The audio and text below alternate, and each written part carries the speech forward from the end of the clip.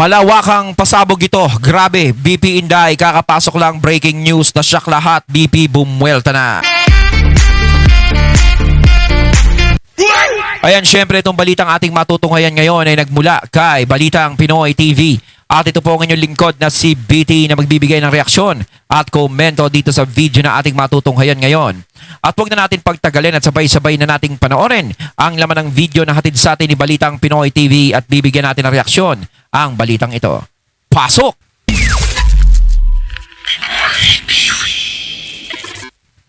Okay, mapakita ko sa Ayan, inyo. syempre bago natin simulan ng video ito, nais ko nga pala magbigay ng credits dito sa boses at video na matutunghayan natin ngayon at bibigyan ng reaksyon. Walang iba kundi si Donmar TV. Syempre huwag niyong kalimutang suportahan ang channel ni Donmar TV. Mga katunay, pakibisita po yan. At huwag niyong kalimutang mag-subscribe at mag-follow para maging updated po kayo sa mga vlogs, reactions at sa mga balita na hinahatid sa atin ni Donmar TV. Ipagpatuloy natin. Itong isang ambush interview ni Ayan. Vice President Inday Sara Duterte alam ko, nasa, na mas lalong camera ngayon, yung nasaktan, impeachment niya. nainis ang kanyang mga kalaban. Ay, Alam niyo ba, bakit lalo silang nainis? Kasi po, tinanong po itong si VP Sara at nakakagulat po ang kanyang mga sagot, no? Alam niyo ba kung bakit? Mamaya, malalaman niyo yan. Dito lang yan sa Donmar TV. Ipapakita ko yung video na yan kung papaano Ayun, dito sinagot tayo ni kay VP Sara Donmar. ang mga Sir maiinit Donmar. na issue patungkol sa kanyang mga kalaban na mas lalong nainis. Mas lalong nainis talaga. At pangalawa natin pag-uusapan ay trending itong si Attorney Baligod, no? Kasi po pinabulaanan na ang mga Duterte ang nasa likod ng 18 ex-soldiers. Kasi po ang mga kalaban po ng mga Duterte nasa isip nila na kinausap raw itong si Attorney Baligod. Inutusan raw ito ng mga Duterte. Ganyan na ba? Kasi sa totoo lang talaga, no, ganyan talaga yung papasok sa isip nila na ang mga Duterte ang nag-uudyok o nag-uutos sa kanila na gumawa ng ganyan. Pero alam nyo, napaka-imposible kasi. Sa totoo lang kasi, gaya ng sinasabi natin nung una, ano ang dahilan para sabihin na sumunod sila kung may sinasabi ang mga Duterte sa kanila? Unang-una, wala kay BP Sara at sa mga Duterte ang makinarya. Nasa posisyon si BP Sara pero parang wala sa posisyon dahil hindi naman siya tinuturing na Vice President ng mga nakapwestong galit sa kanya. At ang kalaban at ang galit kay BP Sara ay napakarami. Sa mga nakaupo, diba? Kumbaga, bilang mo sa daliri mo ang mga taong nagiging totoo lang sa kanya. Bakit napakaraming galit kay BP Sara?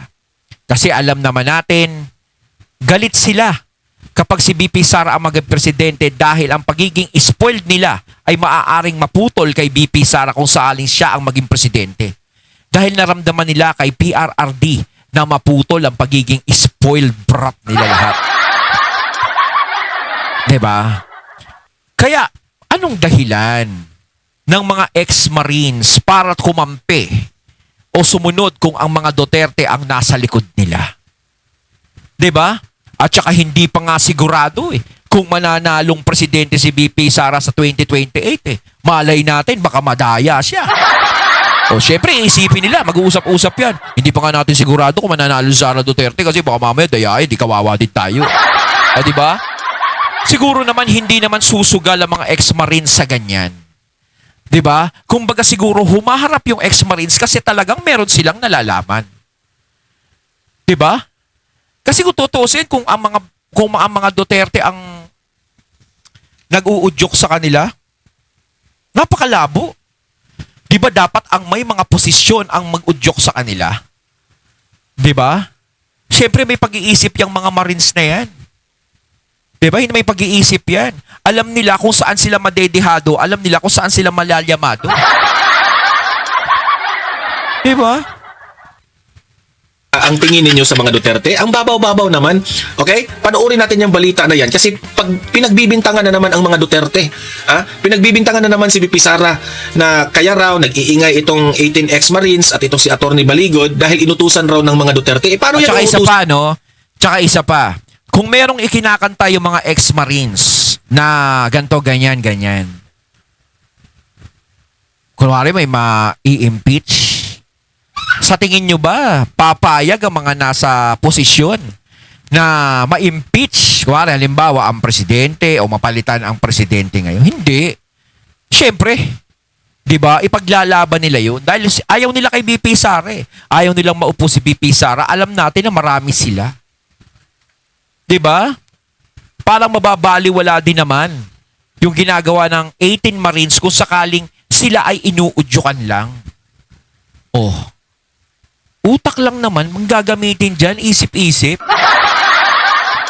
Minsan yung mga kalaban ni BP Sara, wala na talagang maisip. Talagang kapag merong tumetestigo o merong mga taong bigla na lang may sinisiwalat, sasabihin mga Duterte ang nag-udyok dyan, mga Duterte ang nasa likod niyan. Hindi na siya iba eh. Kinulong nyo na nga doon sa dahig yung tao. Mamaya i-play natin 'yan at panoorin rin natin no ang isang usapan, no? Chit chat with Robin Padilla doon sa Hague. Nandoon pala sa Hague itong si Robin Padilla. At syempre, nakasubaybay po tayo kay Alvin and Buti pa si Tourism. Senator Shoutout sa iyo Robin, pare, no? no? Talagang Yung ating nag-PRR. kasamahan na vlogger na si Alvin and Tourism ay in-interview rin itong si Robin Padilla. Nag-dinner pa nga sila last night, no? Yan, panoorin natin kasi po nandoon po yung mga detail sa update po ni former President Duterte at sa mga issues rin sa Pilipinas kung ano ang opinion ni Senator Robin.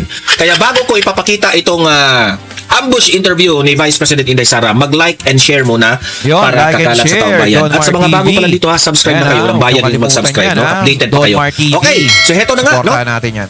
Bakit sobrang nainis itong mga kalaban ni VP Sara sa Ayan. mga sagot ni VP Sara sa isang ambush interview? Heto po, panoorin po ninyo itong video na ito. Ibig sabihin, saya pa ba? Malimaan ka sa itong mga nagre-reels. Anilik. Hindi ka madumot. I don't take it personally kasi para sa akin ba, yung ginawa nila sa akin, personal yun sa akin. So, bilang isang politician, natural na ganun ang gagawin sa iyo. So, wala lang yan sa akin. Pero ang ginawa nila sa bayan, yung corruption at yung abuso nila, hindi yan personal sa akin. Na, good luck sa inyo. Grabe, no?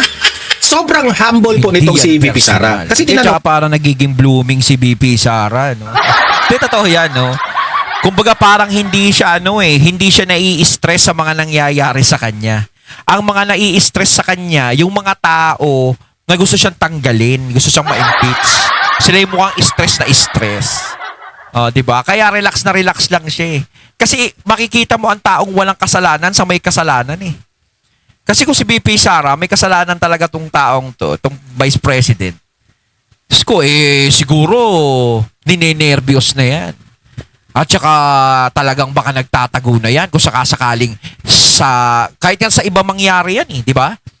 Kung yung nangyayari kay VP Sara, mangyari sa iba, naku, malamang ko, nasa ibang bansa na nagtatago na. Pero ito kasi si VP Sara, walang talagang pinapakita niya talaga na wala akong ginagawang masama sa taong bayan. Wala akong ginagawa. Kaya ito ako. 'Di ba? Humaharap ako sa inyo. Humaharap ako sa inyo na walang stress, maayos ang dating, 'di ba? siya, anong masasabi nyo dito sa mga kalaban mo? Sa mga trumahidor sa iyo? E di siyempre, sino yung mga taong trumahidor sa kanya? Unang-una, Bongbong Marcos. Liza Marcos. Martin Romualdez. At lahat na sigurong sip-sip, no? Na mga congressman at mga senador ngayon kay VP Sara, lahat yon mga traidor. Tutusin nga talaga, ngayon nalaman na natin kung sino ang talagang solid sa kanya. 'Di ba? Kaya dapat si VP Sara, kung darating ang 2028, magkakaroon na ng eleksyon, tatakbo siyang presidente, sana naman piliin niya na yung mga tunay na tao na talagang sa kanya. At alam naman natin siguro, alam niya na yan. No, nagsilbing leksyon na sa kanya yan. Kaya sinasabi ko dito ang mga ang problema sa mga Duterte is talagang madali silang magtiwala. Madali silang magbigay ng tiwala. Ngayon siguro parang leksyon na sa kanila yan. Kaya alam na nila yung gagawin nila. Kasi sigurado niyan kung si BP Sara makakalusot sa mga impeachment at sa mga paratang sa kanya, umabot siya ng 2028. Sigurado yan, maraming magbabaliktaran, maraming sisip-sip, magbabalingbing sa kanya. Dun dapat matuto ng makiramdam si BP Sara doon. Kumbaga, wag siyang maniniwala sa mga ganong tao. Ang talagang dapat na asahan niya ay yung mga tao na talagang kasama niya. No? Nung simula pa lang na talagang sumusuporta sa kanya, nung ginigipit siya, binabagsak siya, pero nandiyadyaan pa rin sa kanya. Yun yung mga taong dapat na matira. Pero sigurado, maraming babalingbing dyan. Sabi ni BP Sara, mas lalo silang nainis sa sagot ni BP Sara. Anong sabi ni BP Sara? Para sa akin, wala yun. Diba? Very humble. Wala yun. Personal na atake nila yun sa akin. Kapag personal na atake, yan, ibig sabihin, laro ng politika yan. Ganyan naman talaga ang politika siraan. Nakikita naman natin kapag eleksyon, kanya-kanyang paninira na ginagawa. Diba? Kita nyo naman yung mga kakamping, mga dilawan, diba? Noong 2022, grabe kung siraan si BBM. Diba? Grabe kung sabihan ng ganito, sabihan ng ganyan. Halos parang napakasama ng mga Marcos. Pero nakita nyo naman sila ngayon, kain suka. Biglang kumampi kay BBM. Biglang dumikit kay BBM. Diba? Yun yung nakikita natin ng mga tao talagang literal na balimbing.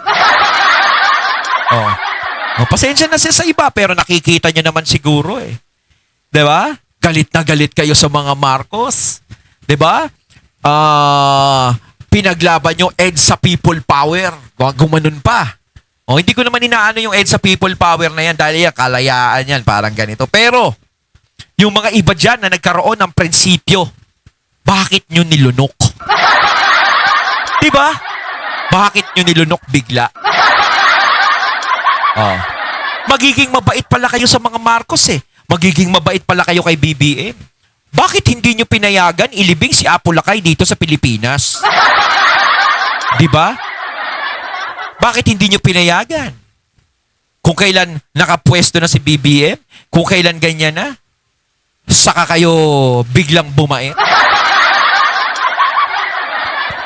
Kasi pinapaboran kayo, ganon. Pinagbibigyan yung mga gusto nyong mangyari, nai-spoil kayo. Ayun. Mantakin mo kung sino yung mga tao na nagpalibing at tumulong sa mga Marcos, sila pa yung masama. Kung sino yung talagang galit sa mga Marcos, nagpalaya sa mga Marcos, nagkakaso sa mga Marcos, lahat ng masasakit na salita, bumabato sa Marcos, sila pa yung kakampi ngayon. Yun yun. Ganyan naman sila The typical classic politician. Yung, alam niyo na, sisiraan yung tao, tinitira yung tao ad hominem, gagawin ang lahat para gibain ang inyong magandang reputasyon. Pero anong nangyari? Hindi naman naniniwala ang taong bayan. Hindi naman nagiba ang reputasyon ni BP Sara. Diba? So what do I mean? Baliwala yan kay BP Sara. Ibig sabihin, she don't take it personally sa mga taong traidor. What is... Kaya hindi siya nai-stress sa mga nangyayari sa kanya Hindi niya pinapersonal yung mga bagay na yan. Di ba? Pero talaga, yung malinaw yung sinabi niya sa taong bayan, yung atraso ng mga yan. Talagang, yun ang matindi daw. Bothering kay BP Sara ay yung itong mga politisyan na itong mga trahidor kung ano ang ginawa nila sa bayan na ito. Wala siyang pakialam kung tatrahidorin siya. Ang pakialam po ni BP Sara ay tayong mga mamamayang Pilipino ang trinaydor nitong mga politisyan na ito. Yan ang concern ni BP Sara. Kaya sabi ni BP Sara, ang ginawa nilang masama sa bayan na ito ay mananagot sila. Deserve. Yeah? Mananagot talaga sila. Example, yung mga kawatan dyan, no? Patungkol po dito sa issue ng flood control. Na hindi naman biro yung flood control. Sobrang laking project yan. Sobrang laking bilyon-bilyon ang inipo ng gobyerno para in times of calamity, kung merong baha sa mga rivers natin o merong malakas na ulan, edi syempre wala nang mamamatay. Mantakin mo yan, yung proyektong yan ang inaasahan ng taong bayan talaga. Siyempre talagang isa sa mga perwisyo sa lugar natin ay talagang yung mga baha. Talagang inaasahan niya na magkaroon ng mga flood control project para ang baha ay hindi na tumaas, hindi na makaperwisyo sa mga lugar, di ba? Pero anong ginawa nila? Kumbaga parang pinakinabangan nila yung pera na yan, walang nangyari. Kung hindi pa umulan, kung hindi pa bumagyo, kung hindi pa bumaha, hindi natin malalaman na wala silang ginawa. Kaya kahit na naging salot sa atin yung baha na yan, is may isang banda rin na pwede kang magpasalamat sa kanya kasi hindi natin malalaman kung hindi siya dumating. Kasi kung hindi siya dumating, patuloy lang tayong niloloko. Diba? Patuloy lang tayong niloloko, iniisahan ng mga to. Diba? Wala nang binabaha. Makapag-aral yung mga estudyante natin na hindi binabaha, di ba? Tama. Kung maalala ninyo, sa mga balita, sa News 5, sa GMA, sa ABS-CBN, lagi nilang binabalita, tagatuhod yung tubig. Tinatawanan lang natin, baliwala na lang sa mga Pilipino. It becomes normal. Ayon kay BBM, it's a new normal na meron raw baha. New normal no, na merong baha. Kasi kung tutusin, mas maganda talaga yung walang baha. Kasi kung laging baha yung isang lugar, may posibilidad na magka-dengue dyan. Di ba? Mas mahihirapan ng mga tao, lalong-lalo na yung mga estudyante, mga kabataan. Di ba? Dapat iniisip mo dapat walang baha. Hindi mo pwedeng sabihin new normal yun. Abnormal yung ganun. Parang tinatanggap mo na may baha sa Pilipinas. Kung tutusin nga, hanggat kaya mo na tanggalin ang baha dito sa lugar natin, tatanggalin mo. Haharangan mo. Oh, 'di ba? Hindi pa pwedeng sabihin na hindi natural na yung baha na 'yan. 'Di ba? Talagang meron na sa Pilipinas niyan. Ganun ba 'yon? Mario, parang iniisip ko baka mamaya sa mga July na naman to, mga August, mamaya magkaroon na naman ng baha Kakita ng isang presidente na normal lang sa kanila ang baha na tagatuhod o tagatuhod kasi kaya pang mag-aral ng ating mga mababait na mga estudyante. Tagatuhod. Kasi kung tutusin, hindi naman apektado yung mga yan, ang mga nagsasalita na normal lang yung baha na yan. Kasi saan ba nakatira yan? Sa mga matataas na lugar, sa mga subdivision, yung hindi inaabot ng baha. Subukan mong patirahin yan doon sa mga lugar na laging baha. Baka ura-urada umaksyon agad yung mga yan. Hindi kasi naapektuhan yan baka hindi nga lumulusong sa baha yan. Kaya nila, mag-aral nila. Ang hindi na kaya yung Tagalieg. Kasi meron mga baha na Tagalieg Diba? Swimming lesson na yun. Anong nangyari? Bakit nakaganyan? Kasi kinurakot nitong mga politicians na ito. Now, kung lagi ninyong ibuboto itong mga kawatan, na mga corrupt na mga officials, na mga traidor na mga politicians, hindi lang hanggang liig ang baha nandyan. Yung baha na yan, 6 feet below the ground na tayong lahat. Kaya ako tutusin yung mga taong bayan, dapat talaga is mag-isip. Saan na naman sa susunod na eleksyon sa 2028, isipin natin kung sino talaga yung dapat nating iboto, yung karapat-dapat. Dapat nga ngayon is pinag-aaralan na natin lahat ng mga politiko 'Di ba? Yung mga tatakbo at yung mga nakaupo na tatakbo uli. Dapat pinag-aaralan natin sila. Kasi kung tayo hindi natin sila pag-aaralan, basta lang tayo boboto ng boboto, sikat ang pangalan, ganto-ganto, wala talagang mangyayari, doon tayo napapahamak.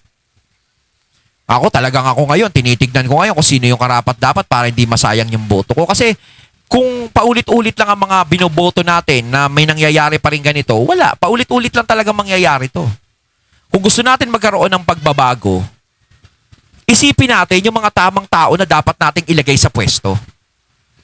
'Di ba? Pag-aralan natin, panoorin natin, tignan natin. Hanggang dumating yung 2028. So alam na natin kung sino yung dapat nating iboto. Kung sakaling tumakbo siyang senador, tumakbo siyang ganito, alam na natin. Siguro aabot na ng 20 feet yung baha. Kasi anong ginawa nila? Kinurakot nila ng kinurakot itong flood control. Instead na ipagawa ito sa ating mga sa mga anong tawag yan? Mga dike, malalim na mga canals, wala Napunta po sa bulsa nilang lahat. Yun ang pinagawa nila yung bulsa. So yan po ang ibig sabihin ni BP Sara na itong mga taong mga kawatan na ito na dahilan na namatay ang mga Pilipino diyan sa baha na yan at hindi na nakapag-aral ng kasi matakin nyo, mga estudyante yan, pupunta yan sa mga hindi lang estudyante, mga nagtatrabaho. Lahat-lahat na siguro all walks of life. Bantakin nyo, bago kayo makapunta ng mga trabaho ninyo, lulubog muna kayo sa baha. And that, hindi yan Kailangan biro kasi may dala ka pwede salvavidas. kayong magkasakit yan. Kasi nag-mix na yan sa kanal at sa mga tubig, ulan, na putik, lahat-lahat, nakakadiri. Kaya nga, lagi kong sinasabi dito sa Don Mar TV, hindi yan makokontrol ni Bongbong Marcos yung baha na yan kasi ang daming kurap ngayon. Kung hindi man siya kurap si BBM, kasi they claim na BBM is not corrupt, no? Kasi kung tutusin, kung wala talagang korap o kurakot dito sa bansa natin, napakaganda ng bansa natin. Lahat ng problema sa bansa natin ay mareresolba. Kaso nga lang, hanggat hindi nawawala ang korap, talagang paulit-ulit ang mangyayari. So, totoo lang, ngayon, parang imbis na kumonte, lalong dumami. Diba? Pabawas, nadadagdagan. Kaya? Kanila yan eh. Pero ang mga kalyado niya, ano nangyari sa mga kalyado niya? Si Saldico, nasaan na? Di ba? So, what do I mean? Sila ang dahilan dito sa baha na ito. Ibig sabihin ni BP Sara, mananagot ito. By the time Dapat lang that talaga. BP Sara will become the president in 2028, hindi yan mamimersonal si BP Sara sa mga yung paninira ni Trillanes, paninira kay yung patungkol kay Madriaga, paninira nito mga Dilawan, nila Dilima, nila Ontiveros, nila Jokno, sino pa, yung mga Makabayan Black, hanggang ngayon, hindi maalis-alis yung galit. Hindi mamimersonal si BP Sara niyan. Wala. Hindi, para kay BP Sara, hindi naman siya nasasaktan dyan kasi alam niyang hindi totoo yung mga banat ninyo. Tama yun. Tama. Alam niya na ginanyan siya, siniraan siya kasi ayaw niyong manalo siya sa 2028. So, Tama. it's purely political. Ngayon, Tsaka si VP Sara, may mukha talaga siyang inihaharap. Dahil alam niyang wala siyang kasalanan. etong mga kawatan, doon Yan, siya yung mga galit. Yung mga kawatan Kasi- na yan talagang nakakapal ng mukha. Kahit may ginagawang masama, harap ng harap. No? Pero yung harap nila, parang yung kita mo yung mga mata nila, parang magugulo, parang malikot. Ayaw ni BP Sara na ganyan po ang trato nitong mga politicians na ito sa mamayang Pilipino. Oo. So, ibig sabihin, ito lamang po ang magiging presidente natin na may tunay na malasakit. Imagine that one. She is doing it for us, for the Filipino people. Hindi ba niya ginawa yan para sa kanyang sarili? Kung sa 2028, pagdating ng panahon, managot itong mga mastermind sa flood control, I know, sa 2028. Oo, doon talaga magkakaroon Sa ng kasagutan. Kaya nga pagiging- sinasabi ko pag nag-iba ang panahon, doon magkakaroon lahat ng kasagutan, yung tanong ng taong bayan. Yung mga testigo na yan, yung mga ganyan, doon talaga yan mapapansin talaga ng tunay na hindi sila kakasuhan. Kasi sigurado, malamang ko, pagdating nag-iba na yung administrasyon, ganito, ang daming maglalabasan nararamdaman ko dahil maglalabasang testigo dyan. Baka nga may mga bumaliktad pa dyan. Sa mga ngayon. Talagang kakampi ngayon sa yun ang inaabangan natin eh. King presidente ni BP Sara. So lang, syempre, bago mangyari yung mga bagay na yon, talagang gagawin naman nila, yung mga kalaban, gagawin nila lahat para si BP Sara ay hindi minalo dahil yun ang talagang mangyayari. Once na si BP Sara maging presidente, naku, yari sila ngayon. Mananagot talaga yung mga mastermind na yan. Kasi ngayon, hindi talaga uubra. Yung walang bayag na si Lacson na yan. Yung tila sa sipo ni BBM, itong si Lacson. At si Soto. Kulang na lang tilaan yung puwet ni BBM. Oh, ano masasabi ko? Wala. May mastermind bang lumutang? Wala. Wala tayo nakikita. Meron nga nagsabi, baka itong mga taong ito nagkatanggap ng maleta. Yan ang sabi nila. Hindi naman tayo naniniwala diyan kaagad, no? Pero yan ang mga nagdududa ang taong bayan. Kasi alam mo, sa Pilipinas, pera-pera na lang ang ika nga sabi nila. Ito lang masasabi ko. Kapag may pera ka dito sa Pilipinas, kontrolado mo na lahat. Oo. Pero kahit may pera ka, no? okay pa, makokontrol mo. Paano kung wala ka ng pera? Paano kung wala ka ng pera? Gutom na. Kasi po, eto mga politicians natin, ito yung nakakalungkot. Merong mga politicians dyan na nananalo lang sila dahil sa pera. Oh. Oh, huwag na tayo magbulahan. Oh, yun naman talaga. Pero bihira ka lang makakita ng isang politician na nanalo na na hindi gumagamit dahil sa ng pera, Oh. kundi nakikita ng taong bayan na ito yung iboto ko kasi hindi plastic, tunay na may malasakit, at tinutulungan tayo when the times na lubog tayo. Yun Example, talaga ang dapat. Kailangan pagdating ng eleksyon, huwag nyo ipagbibili ang inyong mga boto. Huwag sa pera. Tignan nyo talaga yung taong may magagawa sa atin, yung may malasakit. Dahil yan for life. Yung pera na uubos yan. Isang araw nga lang, iubos agad dyan sa mahal ng bilihin ngayon. Diba? bigyan ko kayo ng example. Itong si VP Sara. Sa kanyang opisina sa Office of the Vice President, tinanggalan nila ng malaking budget. Anong nangyari? Sabi ni VP Sara, humingi siya ng paumanhin sa taong bayan, sabi niya.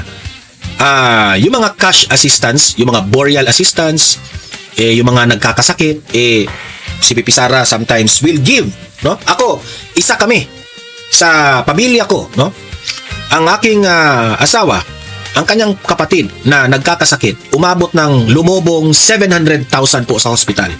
Isa po sa mga tumutulong na opisina sa amin, yung Office of the Vice President. Totoo yan. Kasi, at that time, yung asawa ko ay humihingi sila ng tulong sa lahat-lahat ng ahensya ng gobyerno. Pumunta sila kay Bongo, Senator Bato, Office of the Vice President, lahat-lahat na mga politicians, no, kasi talagang malaki yung bayarin sa hospital. Alam niyo ba kung ano yung pinakaunang opisinang nag-reply? Kasi ano lang Ang bilis. chinat OPP. lang nila sa Messenger through Facebook. Alam niyo ba kung anong opisina ang unang nag-reply? Ang Office of the Vice President. Ang opisina ni VP Sara. Ako living testament ako dyan na totoo. Kasi sabi ko sa asawa ko, i-chat nyo na lahat kung sinong pwede nating matulungan dyan para lang tayo makabayad sa hospital. Ano na lang, kahit sinong makaano. Ang tumulong, opisina ni Bongo, opisina ni Senator Bato, nagbigay rin ng mga kaunti. Pero yung ibang ahensya ng gobyerno, yung ibang mga local politicians, Ayon, at ating natungayan ng video na nagmula kay Balitang Pinoy TV, at syempre natungayan natin ang boses at video na yun na binigyan natin ng reaksyon na nagmula kay Donmar TV. Kaya mga katunay, ano masasabi nyo tungkol dito? Comment lang po kayo sa comment box. So once again, I'm BT and I'm out. Peace.